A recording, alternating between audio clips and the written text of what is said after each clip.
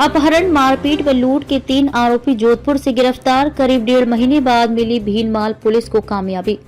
भीनमाल के निकटवर्ती गजीपुरा निवासी चौधरी, जो कि खाद बीज की दुकान चलाते हैं, के साथ 1 नवंबर को उक्त अपहरण, मारपीट व लूट की वारदात हुई थी।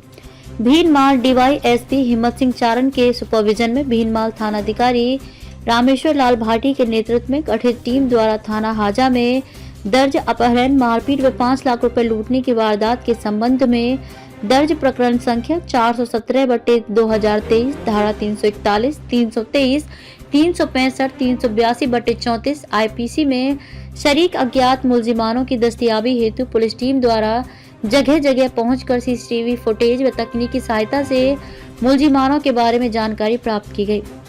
जानकारी प्राप्त करने के बाद संदिग्ध मुलजिम ईश्वर लाल, गंगाराम व कमलेश कुमार को जोधपुर शहर से दस्तयाब कर पूछताछ की गई।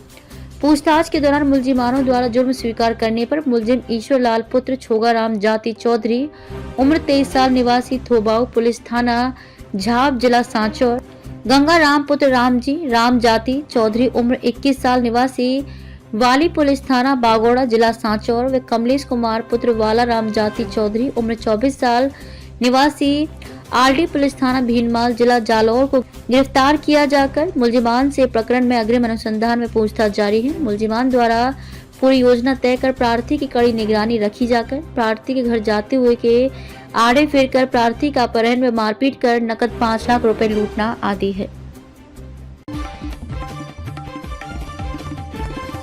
धौलपुर ब्रेकिंग NH 123 पर कैथरी गांव के पास सड़क हादसा। ट्रक और ट्रैक्टर में जोरदार भिड़ंत। ट्रैक्टर चालक की मौके पर हुई मौत। ट्रक का चालक एवं परिचालक दोनों गंभीर घायल। दुर्घटना में ट्रैक्टर के हुए टुकड़े टुकड़े। मौके पर पहुंची पुलिस। सैपो थाना क्षेत्र की घटना। भजन लाल शर्मा के मुख्यमंत्री बनने पर खुशी जताई। दिया कुमारी और प्रेमचंद बैरवा को डेप्यूटी सीएम, वासुदेव देवनानी को स्पीकर बनाने के बाद जश्न का माहौल। चाकसू भाजपाइयों के साथ ब्राह्मण संगठनों में जश्न का माहौल। कस्बे में अलग अलग स्थानों पर मिठाई वितरित करके चलाए पटाखे।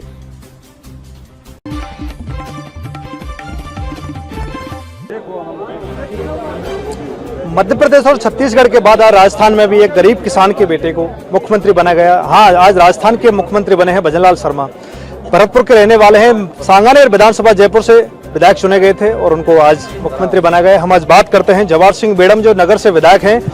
इनकी भी काफी संगठन में मजबूत स्थिति रही है और उन्होंने भी अच्छे कार्यकर्ता की तरफ कार्य किया है। जिस तरह से आज मुख्यमंत्री बनाए गए भजन लाल शर्मा, एक किसान के बेटे हैं, तो कैसे क्या कहेंगे आप? देखिए, मैं शीर्ष नेतृत्व को, जो भारतीय जनता पार्टी का राष्ट्रीय नेतृत्व है, माननीय नरेंद्र मोदी जी, जेपी नड्डा जी, आदरणीय गृह मंत्री जी और राजस्थान के नेतृत्व को धन्यवाद क्या आभार व्यक्त करना चाहूँगा कि उन्होंने एक संगठन कार्यकर्ता को राजस्थान के मुख्यमंत्री के रूप में उन्होंने निर्णय किया और विधायक दल ने उसका समर्थन किया। आदरणीय पूर्व मुख्यमंत्री और राष्ट्रीय उपाध्यक्ष वसुंधरा राजे जी ने उनका प्रस्ताव रखा और मेरे जैसे साधारण कार्यकर्ता जो पहली बार विधायक बन के आया, उनको समर्थन करने का अवसर मिला। निश्चित रूप से किन शब्दों में मैं इसका आपको व्याख्या करूं कि मुझे इतनी खुशी हो रही है कि पूरे राजस्थान की कमान भरतपुर के लाडले जो सांगानेर से विधायक चुने गए, उनके हाथों में सौंपी गई है और मैं शुभकामनाएं देना चाहता हूं आदरणीय भजन लाल शर्मा जी को कि वो राजस्थान की कमान संभालने के बाद इस राजस्थान को विकसित प्रदेशों में शामिल करने में अपना पूरा प्रयास करेंगे। हम भी विधानसभा में उनके सहयोगी होने के नाते पूरी ताकत से उनके साथ खड़े रहेंगे और राजस्थान को नंबर 1 बनाकर माननीय मोदी जी के सपने को पूरा करने का काम करेंगे। किसान का बेटा है, उसने जमीन पे काम किया है। एक मंडल अध्यक्ष से उन्होंने शुरुआत की है। युवा मोर्चे के मंडल अध्यक्ष से आदरणीय भजन लाल शर्मा जी ने शुरुआत की और राजस्थान प्रदेश के महामंत्री तक वो पहुंचे। संगठन में रात दिन एक किया, घर परिवार को छोड़ करके वो संगठन में काम करते रहे। हम भी जब पार्टी ने हमको मौका दिया तो हम भी संगठन में काम करते रहे। अब की बार ऐसा देखने को मिला है, संगठन के कार्यकर्ता अधिकतर भारतीय जनता पार्टी के सिंबल पर राजस्थान की विधानसभा में चुन करके आए, जो आम व्यक्ति से जुड़कर उनकी समस्याओं का समाधान करने का पूरा काम करेंगे। राजस्थान में लहर है, मोदी है तो मुमकिन है, तो क्या मानते हैं जिस तरह से एक सामान्य कार्यकर्ता को आज मुख्यमंत्री बनाया, तो किस तरह से? माननीय मोदी जी की सोच को मैं साष्टांग प्रणाम करना चाहूंगा। वो हमेशा कार्यकर्ता का ध्यान रखकर और नया नेतृत्व कैसे डेवलप हो, क्योंकि आने वाली पीढ़ियों में नए नेतृत्व को डेवलप करके उनको मौका देने का काम, ये ठीक है कि मोदी है तो मुमकिन है, और ये भारतीय जनता पार्टी में ही संभव है कि युवा मोर्चे के मंडल अध्यक्ष से अपनी राजनीतिक यात्रा की शुरू करने वाला व्यक्ति आज राजस्थान का मुख्यमंत्री होगा। आम किसान का बेटा, अटारी गांव है नदबई तहसील में, वहां का एक किसान का बेटा जो वहां के सरपंच भी रहे हैं, इनकी पत्नी पंचायत समिति की मेंबर भी रही है, वहां से उन्होंने शुरुआत की है। हर गरीब के दुख दर्द को जानते हैं, पहचानते हैं, और मुझे पूरी उम्मीद है सफलतम मुख्यमंत्रियों में भजनलाल शर्मा जी का नाम शामिल होगा। भाजपा का है कि जिस तरह से भाजपा आएगी तो रामराज जाएगा, तो रामराज क्या आएगा? स्वाभाविक है, अब भी कुछ सोचने की आवश्यकता है। क्योंकि जिस तरह से आप आरोप लगा रहे हो कि भाई लगाते रहे हो कांग्रेस सरकार पर कि भाई तुष्टीकरण की रीति रही है, दूसरी चीज भ्रष्टाचार रहा है, क्राइम बढ़ा है, लॉ एंड ऑर्डर भी स्थिति खराब रही है, तो क्या आप तो ये देखिए, पूर्व की सरकार जिसमें माननीय अशोक गहलोत जी मुख्यमंत्री थे, दलित अत्याचार बढ़े, महिला अत्याचार बढ़े, रोटी मांगती हुई महिला के साथ एम्बुलेंस में बलात्कार हुआ, टोडा भीम में एक बच्ची को दरिंदगी के साथ उसके साथ दुष्कर्म करके कुएं में डाल दिया गया, कहीं कन्हैया का गला काटा गया, वो जो प्रतिबंधित संगठन है उनको परमिशन दी गई, हमारे धार्मिक जुलूस निकालने की परमिशन नहीं दी गई, मंदिरों को तोड़ा गया, श्री राम जी के दरबार को तोड़ा गया, अलवर में क्या हुआ, अब देखिए कितनी दरिंदगी हुई है। निश्चित रूप से भगवान श्री राम ने सबरी के झूठे बेर खाए थे, उन्होंने संदेश दिया था कि हम मानव हैं, किसी में कोई अंतर नहीं है। आज राजस्थान प्रदेश के मुख्यमंत्री आदरणीय भजनलाल जी शर्मा और उप मुख्यमंत्री प्रेमचंद बैरवा जी को बनाया गया, ये उसी परिकल्पना और उसी सोच को आगे बढ़ाने का काम नहीं है क्या?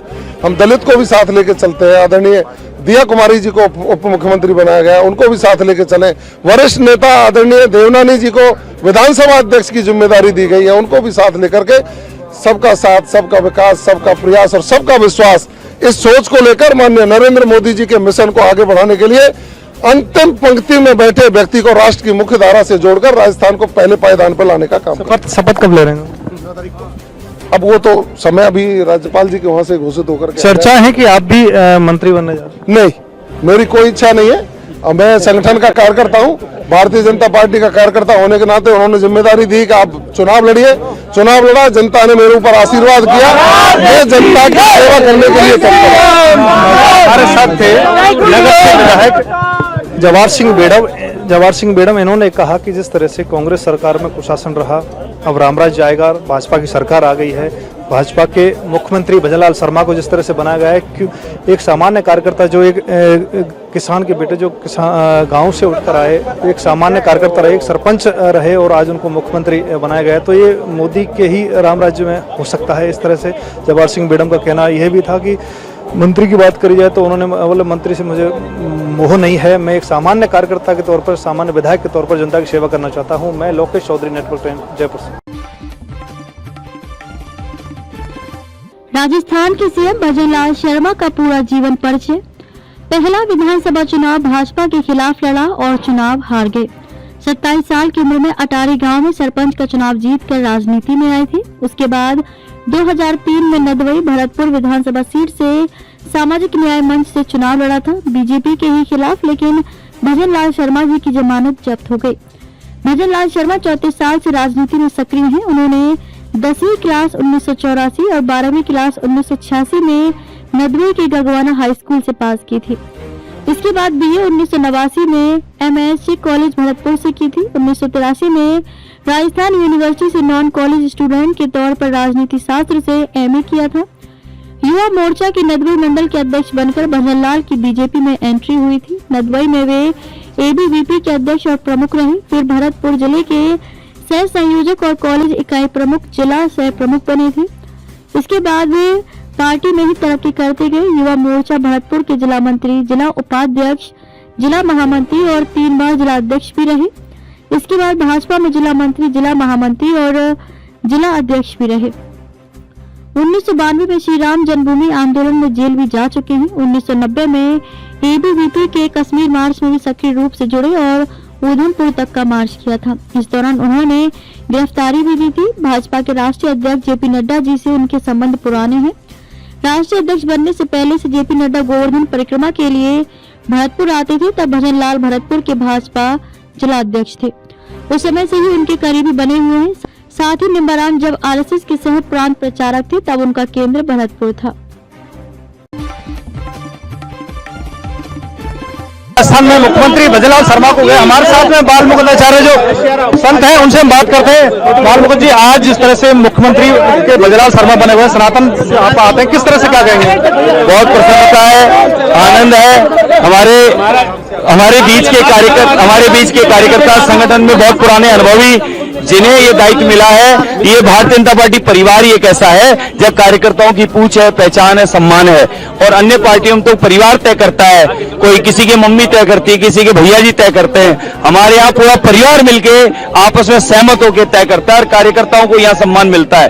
आप देखें और जगह तो तय होता है दिल्ली से, हमारे यहाँ परिवार आपस में सहमत होकर करता है। जिस तरह से भजनलाल जी का नाम आया, एक चौंकाने वाला नाम है, क्योंकि कयास लगाया जा रहा है अलग अलग मुख्यमंत्री और बनेंगे, लेकिन भजनलाल जी शर्मा को बनाया गया। तो आप मंत्रियों की चर्चाओं में कैसे?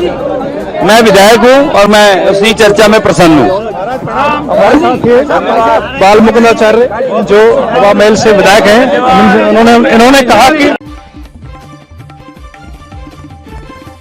राजस्थान के नए सीएम भजनलाल ने बीजेपी से बागी होकर लड़ा था चुनाव, जब्त हुई थी जमानत, 5वें नंबर पर आए थे जनाब। राजस्थान के नव मनोनीत मुख्यमंत्री भजनलाल शर्मा पिछले 34 वर्षों से राजनीति में सक्रिय हैं। इस बार भारतीय जनता पार्टी से पहली बार विधायक बनकर आने वाले भजनलाल शर्मा को राजस्थान का मुख्यमंत्री बनाया गया है, लेकिन उनके राजनीतिक करियर में एक समय ऐसा भी आया था जब उन्होंने बीजेपी से बगावत करते हुए चुनावी ताल ठोक दी थी।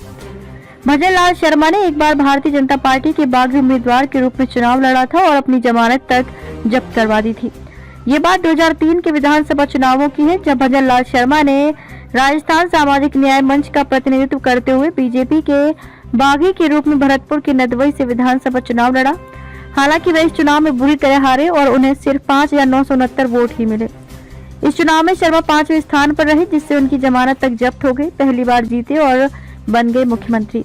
तब निर्दलीय उम्मीदवार कृष्णेंद्र कौर दीपा ने 27,299 वोट प्राप्त करके चुनाव जीता था। कृष्णेंद्र कौर ने बहुजन समाज पार्टी के संजय सिंह, कांग्रेस के यशवंत सिंह रामू और बीजेपी के जितेंद्र सिंह को अच्छे अंतर से हराया। तब के चुनाव में 5वें नंबर पर रहने वाले भजनलाल शर्मा इस बार विधायक बने और एक आश्चर्यजनक कदम में बीजेपी ने मंगलवार को पहली बार विधायक बने भजनलाल को राजस्थान का अगला मुख्यमंत्री नामित कर दिया। सांगानेर में लगा था बाहरी का आरोप। 25 नवंबर के विधानसभा चुनाव में जयपुर जिले के सांगानेर से चुने गए शर्मा बीजेपी की राज्य इकाई में पदाधिकारी रहे हैं। भरतपुर के निवासी होने के कारण चुनाव से पहले सांगानेर में कुछ लोगों ने शर्मा को बाहरी करार दिया था। हालांकि उन्होंने कांग्रेस के पुष्पेंद्र भारद्वाज को 48,081 वोटों से हराकर भारी अंतर से जीत हासिल की। भजनलाल शर्मा, जिन्हें पार्टी संगठन और राष्ट्रीय स्वयंसेवक संघ आरएसएस दोनों के करीबी माना जाता है, वो 4 बीजेपी के 4 प्रदेश अध्यक्षों अशोक परनामी, मदन लाल सैनी, सतीश पुनिया और सीपी जोशी के तहत राज्य महासचिव रहे।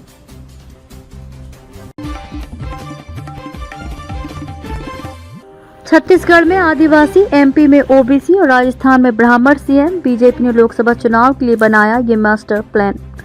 भारतीय जनता पार्टी बीजेपी ने भविष्य की रणनीति को ध्यान में रखते हुए छत्तीसगढ़ और मध्य प्रदेश के बाद अब राजस्थान में भी एक नए चेहरे को मुख्यमंत्री बनाकर सबको चौंका दिया है। पार्टी ने अगले 20-25 सालों की राजनीति को ध्यान में रखते हुए वसुंधरा राजे सिंधिया, शिवराज सिंह चौहान और रमन सिंह जैसे कद्दावर नेताओं की दावेदारी को दरकिनार कर नए चेहरों पर भरोसा जताया है। इस फैसले से पार्टी ने जहां एक तरफ कार्यकर्ताओं को सकारात्मक संदेश देने का प्रयास किया है, तो वहीं दूसरी तरफ राष्ट्रीय स्वयंसेवक संघ आरएसएस के करीबी नेताओं को कमान सौंपकर संघ को भी संतुष्ट किया है। हालांकि इसके साथ ही पार्टी आला कमान ने कुछ महीने बाद 2024 में होने वाले लोकसभा चुनाव के मद्देनजर जाति समीकरणों को साधने का भी पूरा प्रयास किया है। छत्तीसगढ़ में आदिवासी समुदाय से ताल्लुक रखने वाले विष्णुदेव साय और मध्य प्रदेश में ओबीसी समाज से आने वाले मोहन यादव को चुना। इसके बाद राजस्थान में ब्राह्मण समाज से आने वाले भजनलाल शर्मा को मुख्यमंत्री चुनकर बीजेपी ने सिर्फ इन राज्यों के मतदाताओं को ही संदेश नहीं दिया है, बल्कि इसके सहारे देश के अन्य राज्यों के जाति समीकरणों को भी साधने का पूरा प्रयास किया है।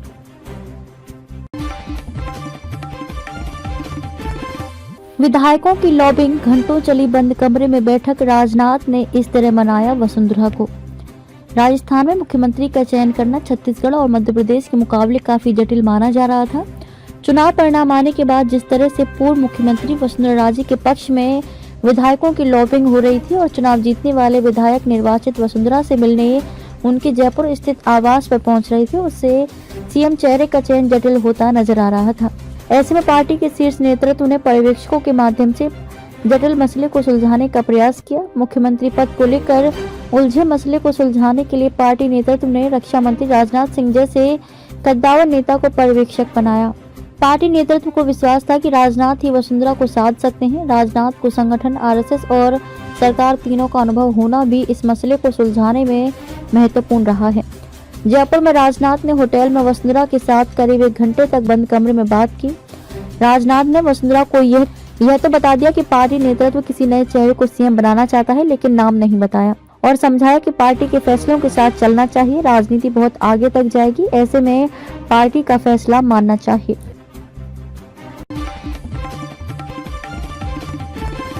गोगा मेड़ी हत्याकांड में घायल गनमैन ने तोड़ा दम, पुलिस ने किया क्राइम सीन रिक्रिएट। राजस्थान के सुखदेव सिंह गोगा मेड़ी हत्याकांड में घायल गनमैन अजीत सिंह की मौत हो गई है। जयपुर के एसएमएस अस्पताल में इलाज चल रहा था, उन्हें शूटर्स ने गोली मारी थी, जिसका इलाज समाई मानसिंह अस्पताल के ट्रॉमा सेंटर में चल रहा था। मंगलवार को उसने इलाज के दौरान दम तोड़ दिया, जबकि जयपुर पुलिस ने मंगलवार को घटनास्थल पर क्राइम सीन रिक्रिएट किया। फॉरेंसिक विशेषज्ञ और पुलिस की संयुक्त टीम ने घटनास्थल पर जाकर दोनों शूटर से घटनाक्रम का सीन रिक्रिएट करवाया। सोशल मीडिया पर पोस्ट के जरिए दहशत फैलाने वाले एक आरोपी कुलदीप को हरियाणा से पुलिस ने गिरफ्तार किया है। Additional police commissioner Kailash Chandra Bishnoi ने बताया कि सीन रिक्रिएट की फोटोग्राफी और वीडियोग्राफी करवाई गई है। फॉरेंसिक टीम में फोटोग्राफी क्षेत्र और बैलिस्टिक क्षेत्र के विशेषज्ञ शामिल थे।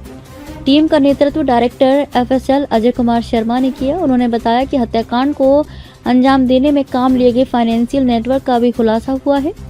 महेंद्र उर्फ समीर के फ्लैट में रहने वाली लड़की के आईसीआईसीआई बैंक खाते में 6 नवंबर 2023, 29 नवंबर और 30 नवंबर 2023 को 5,98,500 रुपए ट्रांसफर हुए थे।